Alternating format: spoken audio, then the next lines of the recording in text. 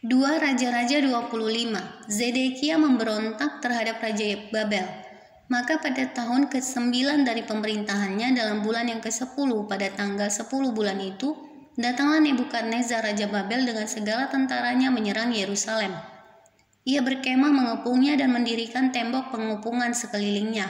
Demikianlah kota itu terkepung sampai tahun yang ke-11 zaman Raja Zedekia.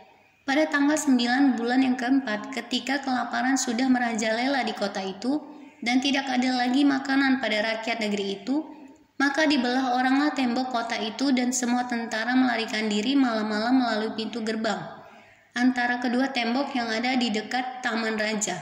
Sekalipun orang Kasdim mengepung kota itu sekeliling, mereka lari menuju ke arah Yordan. Tetapi tentara Kasdim mengejar raja dari belakang dan mencapai dia di dataran Yeriko. Segala tentaranya telah berserak-serak meninggalkan dia. Mereka menangkap raja dan membawa dia kepada Raja Babel di Ripla, yang menjatuhkan hukuman atas dia.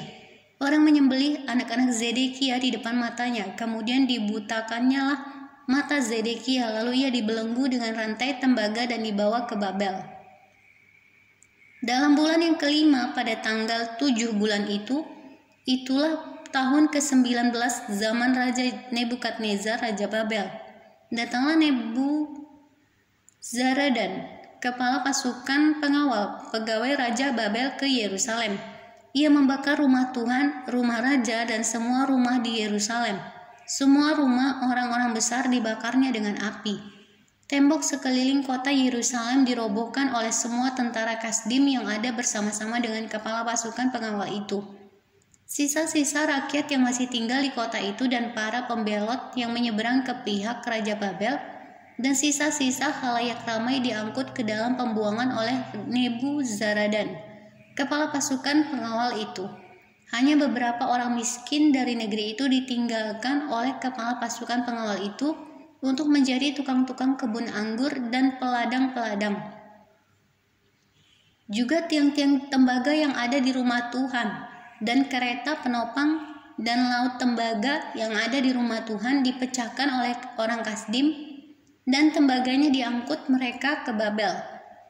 Kuali-kuali penyodok-penyodok, pisau-pisau dan cawan-cawan dan segala perkakas tembaga yang dipakai untuk menyelenggarakan kebaktian diambil mereka.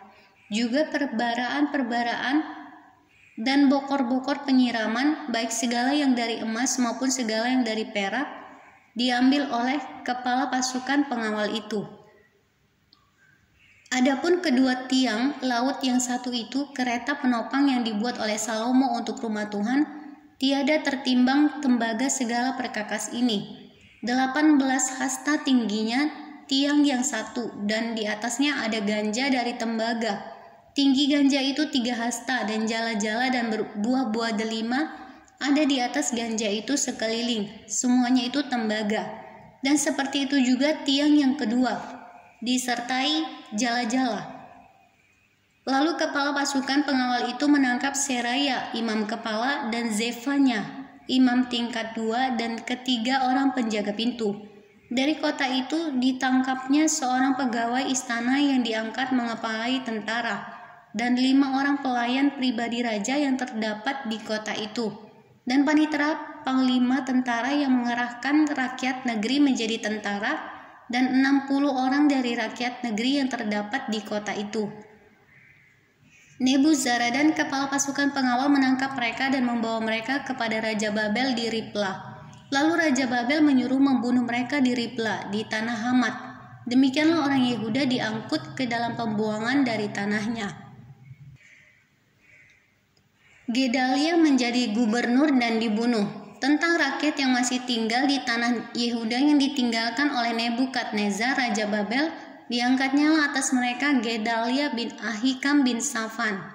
Ketika semua panglima tentara dengan orang-orangnya mendengar bahwa Raja Babel telah mengangkat Gedalia, maka pergilah mereka kepada Gedalia ke Mispa, yaitu Ismail bin Netanya, Yohanan bin Kareah, Seraya bin Tanhumet, orang Netofa itu, dan Yaazanya, anak seorang Maaka, bersama dengan anak buahnya.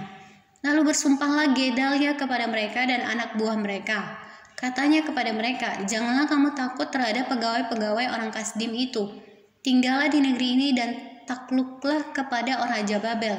Maka keadaanmu akan menjadi baik." Tetapi dalam bulan yang ketujuh datanglah Ismail bin Netanya bin Elisama, seorang yang asalnya dari keturunan raja, dan 10 orang bersama-sama dengan dia. Mereka membunuh Gedalia dan orang-orang Yehuda dan orang-orang Kasdim yang ada bersama-sama dengan dia di Mizpah. Maka bangkitlah seluruh rakyat, dari yang kecil sampai yang besar, serta panglima-panglima tentara, lalu larilah mereka ke Mesir, sebab mereka takut terhadap orang Kasdim itu. Yoyakin dikasihani. Kemudian dalam tahun ke-37 sesudah Yoyakin, Raja Yehuda dibuang dalam bulan yang ke-12 pada tanggal 27